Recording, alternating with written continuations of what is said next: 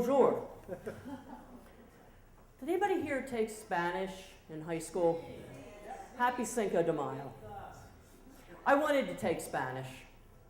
My mother made me take French. I hated French. Thank God for my mother. Because nobody in my lifetime has ever offered a free apartment for a week in Mexico. But I was offered an apartment free of charge in Paris about 15 years ago. And I was prepared, thanks to Mademoiselle Polsky in Upper Dublin High School. Yes! Flying Cardinals! So, now you threw me off my timing. Okay. As much as I hated French, I loved and I still love books. And one of the things they have, if you've ever been to Paris, are the bouquinistes. And they're stalls that are set up along the River Seine, and they sell books.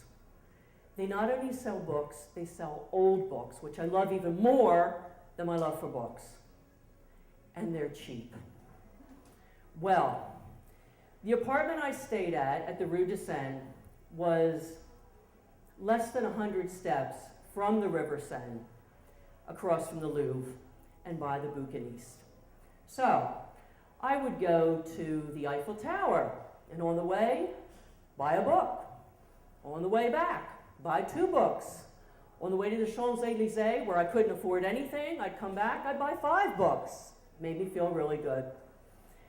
Over the course of a week, I accumulated a lot of books.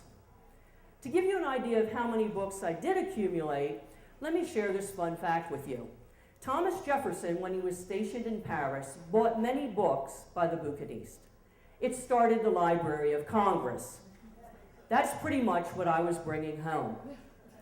Now, I got to the apartment with a duffel bag about this big, and I had a week's worth of clothes in it. Now I had 5 years worth of books to bring home. And I shoved them in, I left clothes, I mean, it was packed to the hill, packed to the gills. And I didn't even think, how am I gonna get this home? Well, the day before I'm leaving, the girl who owned the apartment had a friend call to check up on me. Now granted, she waited the entire week to check up on me, but that's okay, I was doing okay.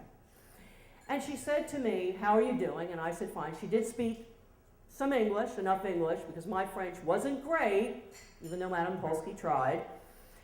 And I said to her, I said, well, I gotta leave for the airport tomorrow. She says, oh, you know, I have to go to the airport. You wanna ride with me? Bingo, now I gotta ride to the airport, because I had no idea how I was gonna get my several new bags that I bought with souvenirs and all these books down metros and buses and whatever to the airport. Okay. She says, I'll be over around 10 o'clock. I said, that's awesome. Next day, I got everything laid out, packed, I'm feeling good. She comes in, we meet, we talk, we get along. She looks at everything and she says, how are we gonna get this? And I said, well, it'll be fine, I'll take the big one. No, I'll take the big one. I went, no. She goes, no, let me take the big one. So she's dragging this thing down the steps. And I've got about 3 or 4 other bags, which are full of books and paraphernalia. And we get down the street, and we're on the Rue de Seine, and we're walking. And we're dragging, and we're walking. And I didn't know how far to go before I asked the next question. And we went about a block and a half, and I looked at her and I said, where'd you park your car? There was the awkward pause on the Rue de Seine in Paris, when she looked at me and said, why do all Americans think everybody owns cars? I said, you don't have a car? She says, no. I said, but you offered a ride. And she said, well, you know what? When I put down the phone, I was thinking maybe that wasn't the right English word to use. I didn't know what to say. I just met this person. Now I'm desperate because there's no way I'm going to get all of this stuff to the airport. God love her, trooper that she was, stout French woman, decided she would still go with me to the airport. We dragged everything down several it was horrible. But the whole time we started talking, we liked the same books, which was good because she was carrying just about every book she ever read. And we got along, we became very good friends. Long story short, when I got home, it took me about a week to recover from this week in Paris. The first thing I did was go out and buy me some wheels.